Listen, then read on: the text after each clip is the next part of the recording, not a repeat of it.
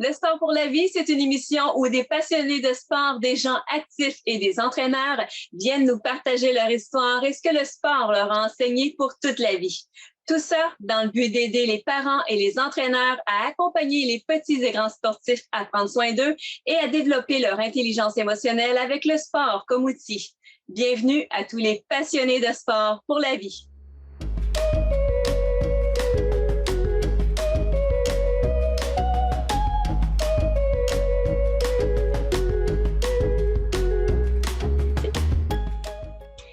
Aujourd'hui à l'émission, je reçois un passionné de nature, un passionné de plein air. Je reçois M. Benoît Dumais, bien connu du côté de Saint-Pascal. Bonjour Benoît. Bonjour Annie, ça va bien? Ça va très bien, Benoît, toi aussi? Numéro 1. Benoît, comment vis-tu ta passion du sport, là, qui est la course, entre autres, là, pendant cette période pandémique? Comment on fait ça? J'ai l'avantage de demeurer en campagne, donc j'en profite amplement, même que lors du premier confinement, là, en mars 2020, avril 2020, disons que j'ai fait plus de courses que j'en aurais fait si je n'avais pas été en confinement, parce que moi, je suis enseignant, puis je faisais de l'école à la maison, puis moi, j'enseigne au cégep de Rivière-du-Loup. Donc, le temps que je prenais pour faire le voyagement à Saint-Pascal, Rivière-du-Loup, l'heure que je sauvais, j'allais courir l'heure supplémentaire que j'avais dans ma journée. Ouais.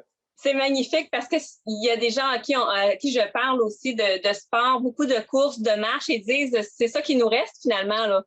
Ouais, puis je pense que mettre du sport dans ta journée, c'est hyper important pour l'équilibre. Que ce soit 15-20 minutes, une demi-heure.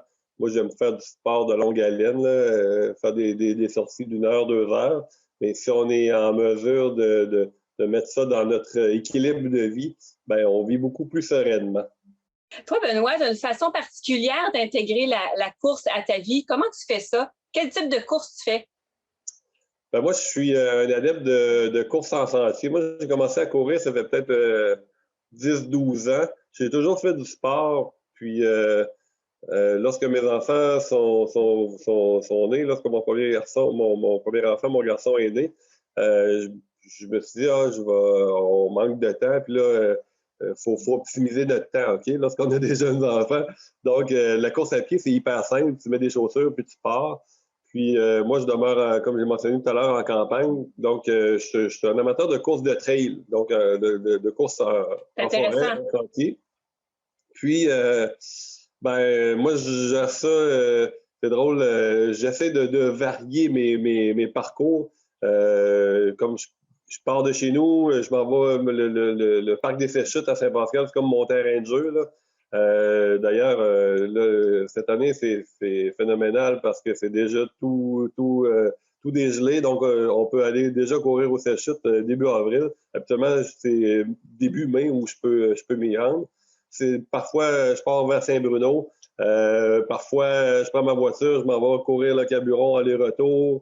Je m'en vais aux Aboiteaux à Saint-André. Donc, je me trouve plein d'endroits dans le Kamouraska où je peux... les spots les plus laids, j'imagine.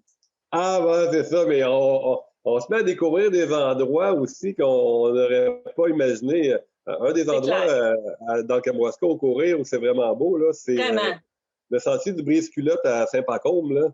C'est méconnu, mais c'est hyper beau pour faire de la course en sentier. On est vraiment choyé côté paysage au Kamouraska. C'est pour ça que je faisais des blagues en disant que je choisissais certainement les endroits les plus laids pour courir. C'est très difficile d'en avoir des laits au Kamouraska. Et Benoît, ça m'intrigue vraiment ce type de course-là que je connaissais plus ou moins parce que je me suis dit on pratique ça comme un loisir, un petit peu moins comme de la compétition, là, de la course en trail. Oui, l'esprit trail, on appelle ça comme ça. L'esprit trail, c'est pas vraiment... Mais non pas l'esprit de trail.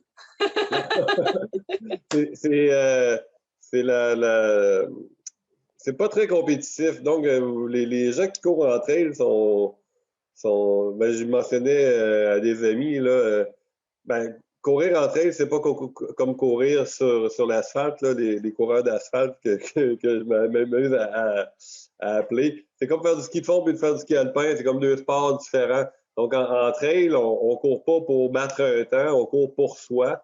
Puis, moi, je suis adepte de courses de longue distance. Là. Je fais ce qu'on appelle des ultra-trails, donc des 40 km en montant. Donc, le but, c'est de doser son énergie, puis pas de battre un record parce que je vais faire 45 km à quelque part, puis je vais faire un autre 45 km ailleurs avec pas le même dénivelé. C'est sûr que le temps ne sera jamais le même parce que les parcours sont toujours différents. Donc, le but, c'est de doser son énergie, puis de s'assurer aussi Parce que quand tu cours 45 km en forêt, là, tu fais pas ça en 3h30 comme courir un marathon ou peu importe le temps que les gens font. Il faut que tu te nourrisses, tu fais ça en 6-7 heures. Donc, il y a un aspect technique aussi à prendre en compte.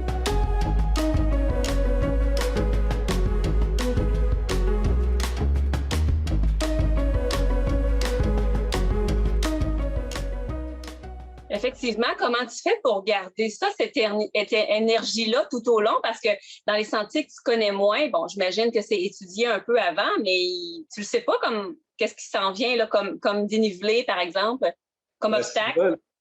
Souvent, lorsqu'on s'inscrit à ce type de course-là, on voit le parcours puis on voit le dénivelé. Par exemple, je sais qu'au 10e kilomètre, là, on va avoir une ascension quand même assez importante. On se nourrit puis on s'hydrate. C'est obligatoire d'avoir un sac de course avec de l'eau puis de la nourriture. Il y a des ravitaillements. Et moi, j'ai comme une technique. Là, je prends à chaque demi-heure, je mange soit la moitié d'une barre tendre ou je prends un gel énergétique. J'ai une poche d'eau normale puis une poche d'eau avec des électrolytes. Donc, je m'assure que c'est avec l'expérience. Je t'avoue que les premières courses, je manquais d'énergie à la fin parce que j'avais moins dosé cet aspect technique-là. Puis il y a aussi beaucoup l'aspect mental. Il faut que tu sois prêt à souffrir un petit peu. Là. Oui, j'y arrivais. Oui, faut que tu aies accumulé pas mal de volume dans les semaines, dans les mois avant pour être prêt de te lancer dans un 40-50 km. Mais une fois que tu as accumulé ton volume, tu es prêt à le faire. Il faut juste que tu sois concentré puis que tu acceptes de souffrir dans les montées puis d'aller à une vitesse qui n'est pas une vitesse de ton kilomètre en 4 minutes. Là. Tu peux faire 1 kilomètre en 7 minutes, mais ça, c'est pas grave. Quel état d'esprit ça prend pour réussir à passer à travers ce type de compétition-là? Je te dirais la zénitude. Oh mon Dieu, c'est pas ça que je pensais! Dans mon esprit à moi, il faut être zen. Puis quand tu souffres, là, parce que des fois tu souffres, là, tu te dis un mantra, puis tu penses à tes enfants, puis tu te dis... à un moment donné, tu te dis pourquoi je me suis inscrit dans une course comme ça? Pourquoi donc, hein? Tu finis ta course, 5 minutes après, t'as déjà hâte de voir, d'aller sur Internet et t'en trouver un autre pour aller t'inscrire à une autre course. Mais ça, c'est toutes les courses que j'ai faites, j'étais dans cet esprit-là. Mais dans peut-être les 2 dernières années, même avant la pandémie, là, je cours davantage pour moi parce que moi, je me disais, des courses de cette envergure-là, il n'y en a pas tellement au Québec. Là. Il y en a quelques-unes, mais moi, je préfère faire une course juste une fois. Puis j'ai connu le parcours, tout ça, puis en faire une autre l'année suivante. Effectivement, c'est peu connu, hein? Il y en a un petit peu au Québec, tu dis? Oui, il y en a un petit peu. Dans la Gaspésie, il y en a 2. Il y a Arikana qui est hyper connu là, dans Charlevoix en septembre. Mais Arikana, malheureusement, je ne l'ai jamais fait parce que ça tombe en même temps que mon défi séchute que j'organise à Saint-Pascal. Exactement, Benoît. Justement, je me disais, écoute, tu organises un défi 7 chutes parce que c'est un sentier que tu adores, comme tu as mentionné tout à l'heure. Mais est-ce que c'est possible éventuellement de penser qu'il y aurait un genre de circuit, comme tu viens de nous jaser, là, pour des coureurs plus expérimentés comme toi? J'ai déjà pensé, honnêtement, de faire comme un événement là, dans le Kamouraska avec plusieurs étapes. Là. Une fin de semaine, on va courir au Boisé, à la Bagatière, une semaine au Caburon, une autre semaine à Saint-Pascal, puis au lac de l'Est, il y a un beau sentier aussi, mais l'affaire, c'est qu'on serait peut-être 5-10. Fait que ça prend beaucoup d'énergie pour organiser ce type-là, pour baliser, pour sécuriser, tout ça. Au défi séchute, ce qui est intéressant au défi séchute, moi, je l'ai fait pour les familles. le défi sèche-chute, c'est loin d'être compétitif. Donc, j'ai des enfants de 4 ans qui ont réalisé le défi sèche-chute. C'est un parcours de 5 km avec des obstacles parce que les gens aiment ce petit challenge-là d'avoir des obstacles. C'est possiblement une des seules courses au Québec où c'est gratuit. Puis, moi, mon principe, c'est de courir avec le plaisir puis courir avec le sourire. Donc, il n'y a aucun chrono puis il n'y a aucun dossard au défi sèche-chute. On part quand on veut. Il y a un départ global. Il y a des gens qui veulent partir 10 minutes après. Ils peuvent partir 10 minutes après, le faire à leur vitesse. Puis lorsqu'ils vont arriver, on va leur donner une petite médaille. Puis tout le monde va être content. Puis c'est l'idée du rassemblement familial, du rassemblement festif.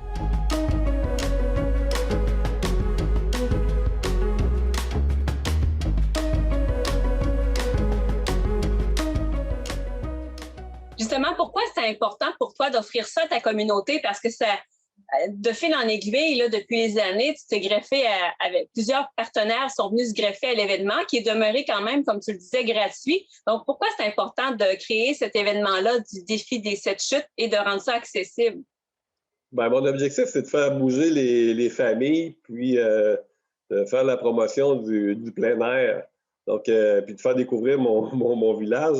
Moi, le défi des 7 chutes, je suis pas seul là-dedans. Là. Ville-Saint-Pascal m'a appuyé dès le départ. Là. Moi, j'ai imaginé le concept, j'ai imaginé le parcours, les obstacles. Je suis allé chercher des connaissances qui travaillent dans le monde de la construction. Puis, moi, je suis pas un manuel. Là, okay?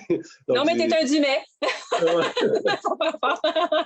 Ben, Camille Dumais, c'est un de mes principaux commanditaires parce que les matériaux, ben, c'est Camille Dumais qui me les a fournis pour construire les obstacles. Donc, j'ai des amis qui travaillent dans la construction. Je leur ai envoyé des modèles, des photos. Je leur ai dit, es-tu capable de me faire ça? Ils me le font gratuitement. Puis, moi, j'ai les obstacles, j'ai le parcours avec la ville de Saint-Pascal. Puis, la ville de Saint-Pascal s'occupe de la logistique, assurance, puis accueil, puis tout ça. Mais le but premier, c'est de faire bouger les jeunes familles. Puis, mon but, c'est pas que ça soit un événement où, excuse l'expression, j'ai des crinqués qui viennent et qui veulent absolument gagner. C'est pas ça le but. Le but, c'est pas de gagner. Le but, c'est d'avoir du plaisir. C'est de rester dans le récréatif, un discours qui est quand même, qui fait du sens beaucoup de plus en plus ces temps-ci. Oui, c'est hyper récréatif. Non, mais c'est important parce que le récréatif amène l'aspect du jeu, l'aspect ludique aussi, qui rend ça un petit peu plus aussi amusant. Oui, puis ça enlève toute pression puis tout stress, là. J'ai déjà assisté à des compétitions parce que je suis aussi un entraîneur dans l'âme. Je suis l'entraîneur du club de course de cross-country de mon cégep, au cégep de Verdilou. Puis moi, ce que je dis à mes athlètes, c'est moi, mon but, c'est que vous couriez avec le sourire, OK? Puis qu'une fois que la compétition est terminée, tout le monde soit content, puis on ait eu du plaisir, tout le monde ensemble. Puis on s'encourage l'un et l'autre. Les gars courent ensemble, les filles courent ensemble, puis tout le monde s'encourage. Mais je vois d'autres types d'équipes où c'est la performance avant tout, puis la déception quand tu as terminé 6e plutôt que terminé 4e ou 3e comme tu le vivais. Il y a une grosse déception. Ben, moi, c'est pas le type de comportement que je veux voir lorsque je vais faire du sport. Merci beaucoup, Benoît. Mais juste une dernière question. Qu'est-ce qui s'en vient pour le défi des 7 chutes dans ce qu'on sait actuellement, même si on sait que c'est dans le brouillard un peu? Ben nous, on est chanceux parce qu'on n'a pas de grands frais à débourser, là, puis on n'a pas de commande de dossard, et ainsi de suite.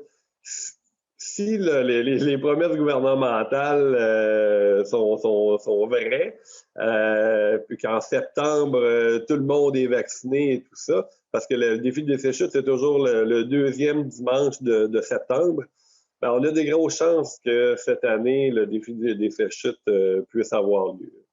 Bien, on l'espère là-dessus. Benoît, merci beaucoup de ton temps aujourd'hui. Ça me fait extrêmement plaisir, Annie. Merci de l'invitation.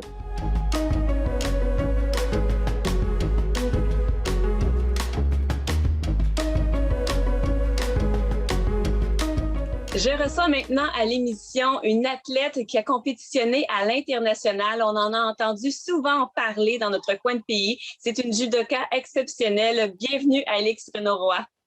Merci beaucoup, Annie. Comment ça va, Alix? Ça va bien. Tu es rendu où? Donne-nous tes nouvelles un petit peu. Là. Ça fait 3-4 ans là, qu'on entend moins parler parce que ça fait 3-4 ans que tu as pris ta retraite, justement. C'est ça, exactement. Mais là, au fond, j'étais à Montréal. J'ai pris ma retraite le 1er janvier 2019 parce qu'au fond, j'ai une opportunité de travail à la place que je m'entraînais, à l'Institut national du sport. Donc, c'était comme préparatrice physique. Ça donnait que moi, j'ai fait mes études en kinésiologie à Montréal. Donc, ça m'a permis de rester dans le monde du sport, justement, de faire la suite, une suite un peu plus facile. Donc, tu es maintenant préparatrice physique en quelque sorte, tu dis, ou kinésiologue? Bien, c'est ça, c'est exactement. Mon parcours universitaire, c'était kinésiologie, mais le titre exact professionnel, c'est préparatrice physique. Ouais. Et c'est intéressant parce que tu as fait vraiment un sport qui est très, très technique. Donc, au niveau de la préparation physique, c'est sûr que tu t'y connais, mais j'imagine qu'il y a énormément de préparation mentale dans le judo, là. Exact. Je veux dire, ça reste que c'est quand même un type de sport de combat. Donc, oui, il y a l'aspect de la préparation physique, mais évidemment, il y a tout ce qui est l'aspect contre l'adversaire. Donc, préparation mentale, super important aussi. Et puis, qu'est-ce qui t'a donné envie de faire du judo? Là? Parce que ça en a fait quand même longtemps. Tu en as fait combien d'années exactement? Oui. Ça, là, c'est tout le temps une question, ça revient. À chaque fois, il faut que je calcule. Mais... Depuis toujours, finalement. Je te dirais, j'en ai fait presque 20 ans. Quand même, c'est exceptionnel, là, pratiquer un sport aussi longtemps. Alix, est-ce que tu t'en rends compte? Bien, je te dis oui et non. Parce que l'idée avec le judo, c'est que tu es censé pouvoir en pratiquer toute ta vie. C'est ça qui est quand même intéressant de ce sport-là, même si c'est considéré un sport de combat puis ça peut être difficile sur le corps. C'est que la mentalité derrière ce sport-là, c'est que tu peux en faire jusqu'à temps que... Jacques Dufour, justement, je ne veux pas dire son âge. Jacques Dufour, écoute, ça fait plusieurs années qu'il est sur les tatamis. À 70 ans, il était encore sur les tatamis. Donc, ça donne une idée. Ça lui dérange pas. Donc, on peut en faire vraiment quand même longtemps. Donc, tu as commencé toute jeune, tu dis que tu l'as fait pendant 20 ans. Et c'était est-ce que c'était vraiment un objectif pour toi d'en faire longtemps? Non, l'idée, c'est que j'ai commencé à l'âge de 7 ans. Puis c'est ma mère qui m'a inscrite parce que ma soeur en avait fait avant moi. Puis justement, à ce moment-là, elle continuait à en faire.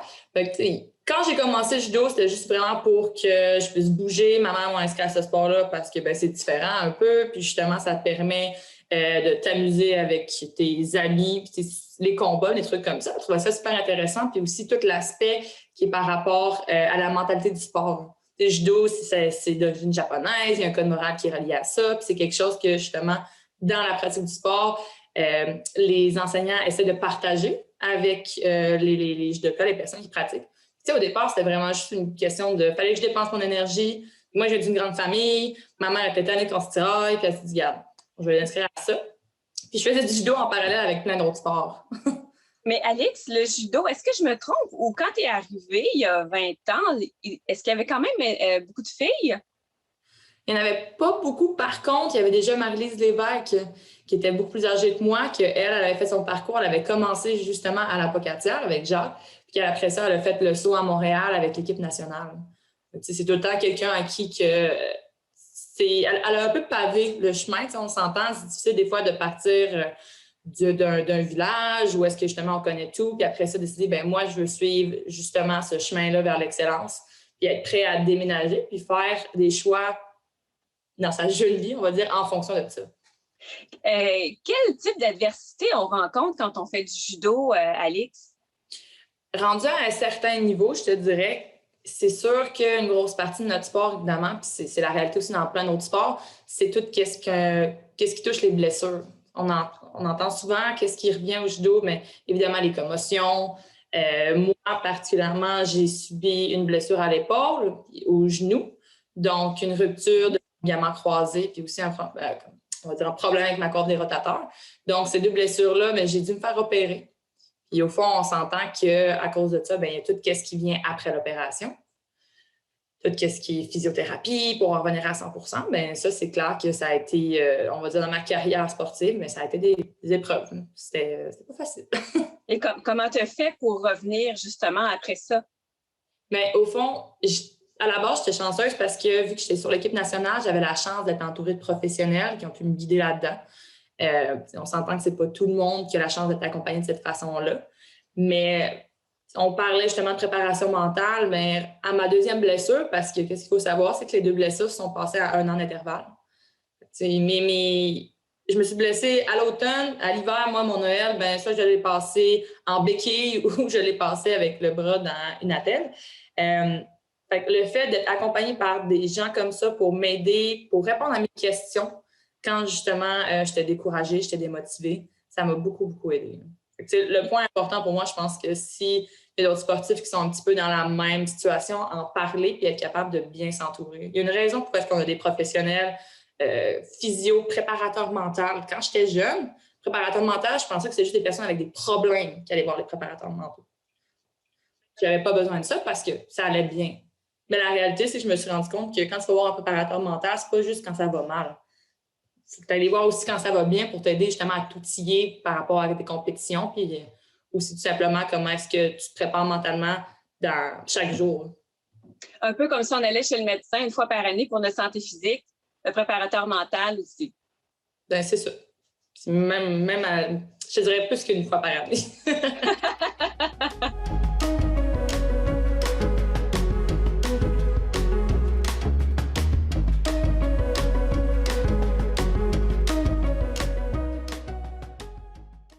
Alex, qu'est-ce que ça t'a appris sur toi, justement, quand tu as été arrêtée pour ces blessures-là? Qu'est-ce que tu t'es rendu compte des forces que tu avais?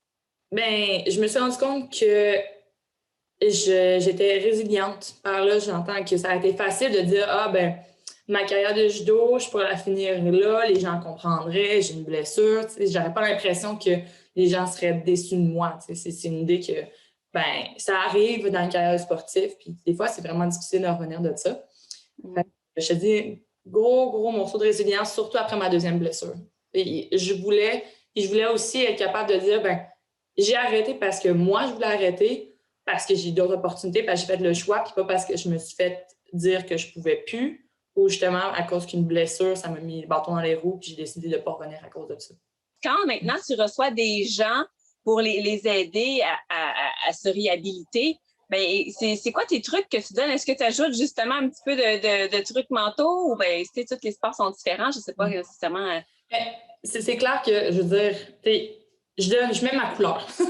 En bout de ligne, on travaille avec des gens, fait que c'est clair que quand je vais faire des interventions, que ce soit avec des athlètes qui sont en santé, qui veulent simplement, genre, le but avec la préparation physique, c'est s'assurer que oui, on veut que les athlètes performent, mais c'est aussi pour diminuer le risque de blessure.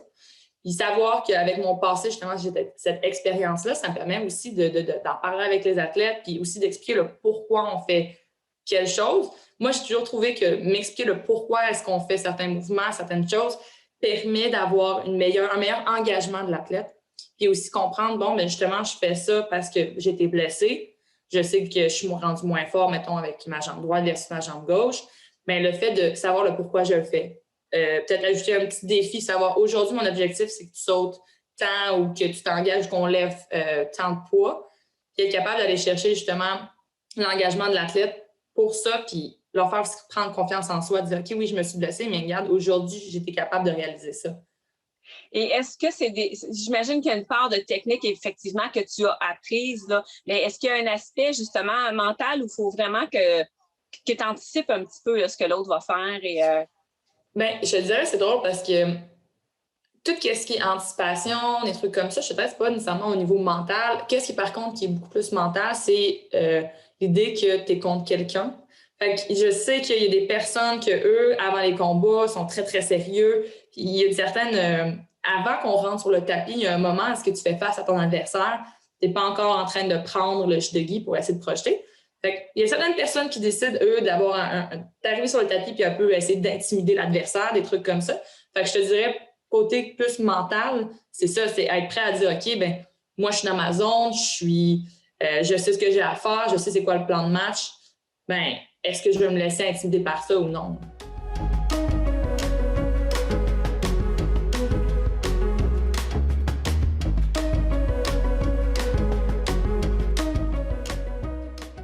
Quel est le rôle du coach là-dedans, Alex? Parce que tu en as eu quelques-uns, là, puis maintenant, tu es une sorte de coach aussi, entre guillemets, là. Le rôle du coach par rapport à ça, je pense, c'est justement de nous préparer, être capable justement de préparer mentalement l'athlète à savoir qu'est-ce qu'il va faire. sais, moi, souvent, avant des compétitions, je savais toujours c'est qui que j'allais rencontrer à mon premier combat. Donc, on faisait une analyse de l'adversaire que j'allais rencontrer. C'est quoi sa technique forte, est droitière, est gauchère. Moi, par rapport à ça, comment est-ce que je réagis? Est-ce que je décide d'aller chercher la main en premier au revers, des trucs comme ça? Comment est-ce que je peux la placer d'une façon que moi, justement, ça va me permettre de gagner le combat ou de scorer des points? Et qu'est-ce que tu dirais, pour revenir au coach, Alix, qu'est-ce que tu dirais qui a été le meilleur enseignement pour toi qu'un coach t'a donné? Le meilleur enseignement qu'un coach me donnait, je te dirais que ça revient à quand j'étais plus jeune. Parce que quand j'étais d'âge, on va dire, 16 ans, j'étais rendue à Trois-Rivières, j'ai fait 2 ans de sport-études. J'ai un peu suivi les traces à ma soeur par rapport à ça. Puis le coach que j'avais à ce moment-là, il a fait beaucoup, beaucoup de travail sur moi par rapport à justement avoir confiance en mes capacités. Parce qu'à cet âge-là, j'étais beaucoup plus jeune, j'avais moins d'expérience en termes d'entraînement. Je passais d'un entraînement de 3 heures semaine avec des personnes plus de niveau récréatif. Études, que c'est justement des jeunes qui veulent essayer de performer sur la scène provinciale puis nationale. Fait qu'en faisant ce changement-là, c'est les premières années que j'ai subi beaucoup plus de défaites. Fallait que j'apprenne justement à pallier avec ça, savoir, OK, j'ai perdu de telle façon, comment est-ce que je peux m'améliorer? Fait qu'avoir un coach à côté de moi qui m'a accompagné par rapport à ces moments-là, qui était capable de sortir le positif de ça puis d'aller chercher justement des enseignements du genre, OK, on vient d'apprendre que peut-être que ça, c'est quelque chose sur quoi il faut que tu travailles. Puis aussi de m'aider à me faire sentir bien puis me faire comprendre que je suis capable de projeter des filles qui sont sur l'équipe nationale ou des trucs comme ça. Moi, ça m'a énormément aidé à cet âge-là. Bien, écoute, Alix, merci beaucoup de nous avoir offert quelques minutes de ton temps aujourd'hui. On te souhaite bonne continuation dans ton métier de kinésiologue et de préparateur physique. Donc, merci encore d'avoir été là aujourd'hui. Merci beaucoup de m'avoir invité. De notre côté, on se retrouve la semaine prochaine.